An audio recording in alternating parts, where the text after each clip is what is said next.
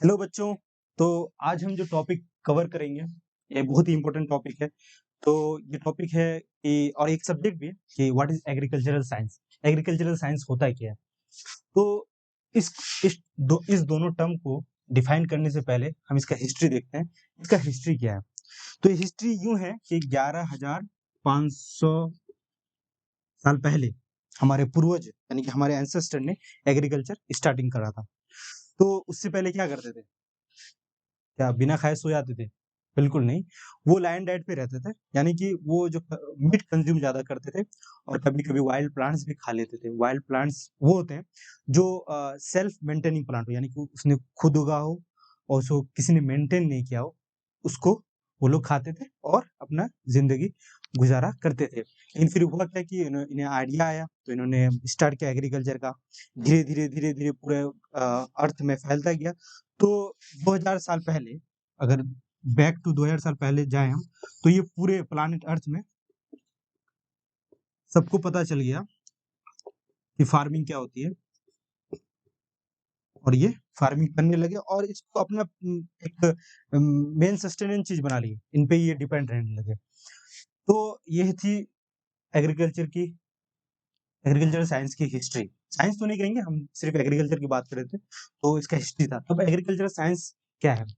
तो agriculture science है कि ये एक आर्ट है प्लस साइंस है of cultivating soil, growing crops and raising live stock. जब एग्रीकल्चर हम जब सुनते हैं या पढ़ते हैं तो हमारे माइंड में ये आता है कि ये प्लांट से ही रिलेटेड होगा। तो एक्चुअली ऐसी बात नहीं है। जब एग्रीकल्चर साइंस हम पढ़ते तो इसमें दोनों बहुत सारी चीज़ें आती हैं, 2 या 3 चीज़ नहीं। हम सॉइल का कल्टीवेशन भी करते हैं जो एग्रोनॉमी में बहुत ही इम्पोर्टेंट फैक्टर रखता है। सॉइल साइंस को भी हम इसमें पढ़ते हैं। उसके बाद ग्रोइंग क्रॉप्स करते हैं हम और रेजिंग लाइव स्टॉक, यानी कि हम जैसे गाय, भैंस जो भी एनिमल्स हैं उसको हम अपने पास रखते हैं एज़ ए डोमेस्टिकेटेड एनिमल कह सकते हैं, अपने फ़ायदे के लिए, कुछ कमर्शियल यूज़ के लिए भी। और ये एक आर्ट है, कला है। तो यानी कि अगर हम इस पे कला का अगर इसमें इस्तेमाल कर रहे हैं, यानी कि हमें इसमें ज़्यादा फ़ायदा होगा, यानी कि हम इससे फ़ायदा लेना चाह रहे हैं। ठीक है? और साइंस का भी इस्तेमाल कर रहे हैं, ज़ाहिर-सी बात है दोनों जब मर्ज करके जा रही हैं तो इससे हमें एक नया चीज़ मिल रहा है। नया चीज़ इन द सेंस कि हमें इनकम में मुनाफ़ा होगा, हमें रेवेन्यू में मुनाफ़ा होगा, हमें हर तरीके से मुनाफ़ा होगा। तो इस वर्ड पे थोड़ा-सा ध्यान देते हैं। एगर मीन्स होता है फील्ड, कोलो मीन्स कल्टीवेट। ये एक लैटिन वर्ड है, ठीक है? मतलब फील्ड को कल्टीवेट करना या फील्ड को ग्रो करना। तो ये हमने हिस्ट्री कंप्लीट कर लिया। अब इसका इम्पोर्टेंस आते हैं। क्या है इसका इम्पोर्टेंस? इसका इम्पोर्टेंस क्या है कि हमें ये खाना देती है। एग्रीकल्चर साइंस का इस्तेमाल करके हम मतलब बेहतर खाना खा सकते हैं। वैराइटीज़ ऑफ खाना खा सकते हैं, वैराइटीज़ ऑफ राइस कंज़्यूम कर सकते हैं। अब आप पूछोगे कैसे? तो ये चीज़ें आपको पढ़नी होगी। हाइब्रिडाइज़ेशन होता है, बहुत सारी चीज़ें हैं, बहुत सारे एग्रीकल्चर साइंस के अंदर जो सब्जेक्ट्स होती हैं, उसमें हर सेमेस्टर में डिफरेंट-डिफरेंट सब्जेक्ट्स होती हैं। वो जब आप पढ़ोगे तो तब आपको पता चलेगा कि मतलब कैसे-कैसे नए-नए वैराइटीज़ बनते रहते हैं। उसके बाद होता है कि हम शेल्टर बनाते हैं। अब शेल्टर इन द सेंस कि जैसे कि आपने देखा होगा पहले जो होते हैं लकड़ी के घर बनाते हैं, आजकल भी बनाते हैं पहाड़ों में, खासकर कश्मीर, नेपाल में आपने देखा होगा, नेपाल साइड गए होंगे तो। तो उसके बाद होता है कि हम इससे अपना इनकम भी बनाते हैं। है ना? उसके बाद इससे गवर्नमेंट जो है इसका रेवेन्यू बनाती है। अब आप सोचोगे गवर्नमेंट कैसे रेवेन्यू बनाती है? गवर्नमेंट तो खेती करती नहीं है। तो देखो एक्चुअली होता है कि गवर्नमेंट तो खेती नहीं करती है, लेकिन हम खेती करते हैं तो हम 2 तरह के क्रॉप उगाते हैं। एक होता है फील्ड क्रॉप, एक होता है क्या कहते हैं कैश क्रॉप होता है, ठीक है? फील्ड क्रॉप से मुराद ये है कि जिससे हम फूड मतलब यानी कि वो हमारे फूड के लिए काम आए, यानी कि हम खाने के लिए काम आए। जैसे इंडिया में राइस हो गया तो राइस को खा गए। अब जूट उगा के क्या हो, जूट को थोड़ी खाना है। तो हम क्या करते हैं जूट को एक्सपोर्ट करते हैं या फिर खुद अपनी कंट्री में ही जो भी चीज़ उससे बनाना होता है, बना लेते हैं। तो ये होते हैं इसके क्या कहते हैं, इससे रेवेन्यू जनरेट होता है, यानी कि बाहर बेच के या फिर खुद ही कपड़े बना करके फिर उस कपड़े को बाहर बेचना जूट से। तो ये होता है फूड क्रॉप और कैश क्रॉप में। तो ये हो गया इम्पोर्टेंस। अब इसका पर्पज़ क्या है? एग्रीकल्चर साइंस का तो पर्पज़ होना चाहिए ना, क्या पर्पज़ है? तो जो इसका पर्पज़ ये है कि हमें ना हर तरह से बेनिफिट हो। मतलब म हर तरह से। जैसे कि हम अच्छा खाना खाएँ, किस तरह? ऑर्गेनिक खा करके। ऑर्गेनिक खा करके हम अपने आप को अ, एक हेल्दी इंसान बना सकते हैं एंड देन उसके बाद जाके अ, एनवायरनमेंट का क्या कहते हैं ख़्याल रखते हुए, जैसे कि आजकल किया जा रहा है कि हम इंटीग्रेटेड फार्मिंग करते हैं। इंटीग्रेटेड फार्मिंग होता है क्या है कि हम दोनों यानी कि फर्टिलाइज़र का भी हल्का-फुल्का इस्तेमाल करते हैं लेकिन एनवायरनमेंट में उसका ज़्यादा इम्पैक्ट नहीं होता है, ठीक है? उसका तो एफओएम एक चीज़ होती है उसको कहते हैं फार्म यार्ड मैन्योर उसका भी इस्तेमाल करते हैं खेत में, जो कि ऑर्गेनिक होती है वो चीज़। तो दोनों का इस्तेमाल करके हम अच्छा क्रॉप उगा सकते हैं और इससे क्या होगा सबका फ़ायदा होगा, अच्छे क्रॉप भी आएँगे, हम अच्छा खाएँगे भी और एनवायरनमेंट का नुकसान नहीं होगा। तो इससे क्या होगा एक सस्टेनेबल एनवायरनमेंट जनरेट होगा। सस्टेनेबल एनवायरनमेंट उसको कहते हैं यानी कि अपना भी काम निकल रहा है और आने वाले जनरेशन भी उनको भी परेशानी नहीं झेलनी पड़ रही है। जैसे कुछ हमसे जो पहले थे, उन्होंने क्लाइमेट चेंज शुरू करी थी, आज हम झेल रहे हैं, है ना? दिन पे दिन गर्मी बढ़ती जा रही है, देखो मेरा भी हालत खराब हो गया है, पंखे चल रहे हैं फिर भी। तो यही बात है, तो इससे सस्टेनेबल भी होता है और यही चीज़ है, इसका ये हो गया इसका पर्पज़। तो एग्रीकल्चर साइंस का अब हम थोड़ा-सा ब्रांच डिस्कस कर लेते हैं, इसका कोई ब्रांच है कि नहीं?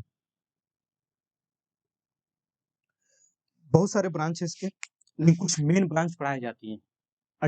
मैं कहूँगा तो अ, हर ईयर कोई ना कोई ब्रांच बनती है। जैसे कि रिसेंट ब्रांच है वो है हाइड्रोपोनिक्स का ब्रांच।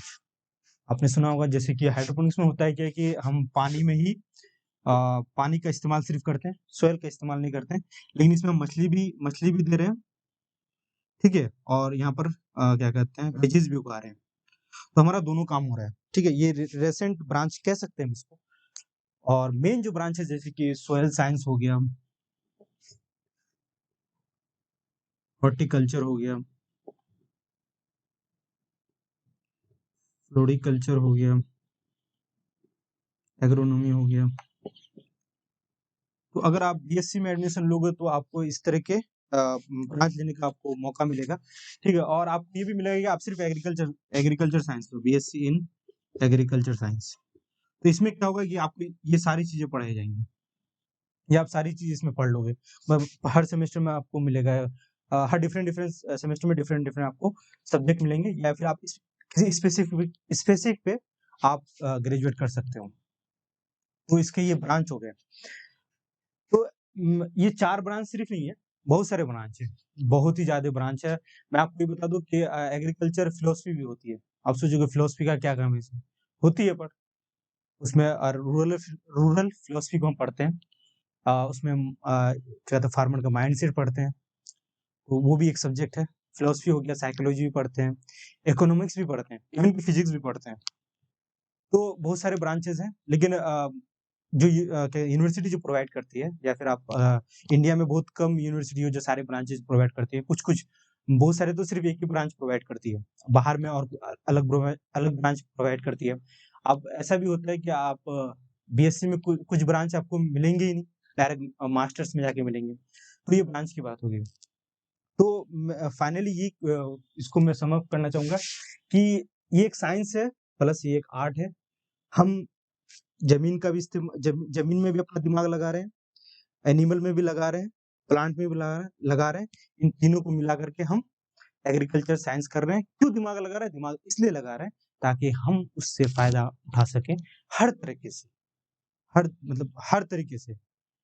तो यही एग्रीकल्चर साइंस इसीलिए एक क्या कहते हैं न्यू एरा में ये काफ़ी इमर्जिंग कोर्स है, करते हैं लोग। और मैं ये बता दूँ कि ये ऐसी कोर्स है कि देखिए जब जब तक इंसान ज़िंदा है ना, तो उसको ना अगर अर्थ में अगर इंसान ज़िंदा है तो उसको 2 चीज़ की ज़रूरत पड़ेगी।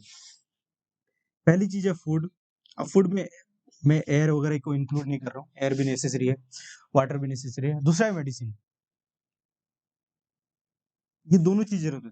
तो आप इन दोनों में से किसी फील्ड में जा रहे हो तो मतलब है, मतलब जी लोगे आप, ठीक है? इसके अलावा जो फील्ड है क्या उसमें नहीं नहीं, नहीं उसका भी है। मतलब मैं ये कह रहा हूँ कि अगर कोई कह रहा है कि एग्रीकल्चर साइंस के लिए भाई कुछ है ही नहीं, क्यों कर रहे हैं एग्रीकल्चर से? तो मैं कह रहा हूँ जब तक आप ज़िंदा हो तो एग्रीकल्चर खुद या पढ़ लो, अपने से उगाना खेत, अपने से खाना-पीना। कभी अगर ये आ जाए क्या कहते हैं एपोकलिप्स वगैरह आ जाए तो तुम खुद उगा के खाना खाओगे। मैं भी खाऊँगा, मैं भी खा रहा हूँ और ज़ॉम्बीज़ वगैरह आ गए तो। तो बहुत स बस बहुत सारे स्कोप है इसमें, इसमें आप एमबीए भी कर सकते हो। तो ये एमबीए कर सकते हो, वो मैनेजमेंट होता है, एग्री बिज़नेस कहते हैं उसको। तो इसका ये एक नया वीडियो बनेगा, उसको उसमें हम बात करेंगे स्कोप के बारे में, एग्रीकल्चर के क्या स्कोप है। तो ये बेसिक था कि एग्रीकल्चर होता क्या है? बहुत सारे लोगों को पता ही नहीं होता एग्रीकल्चर साइंस होता क्या है। That's it, see you in the next video.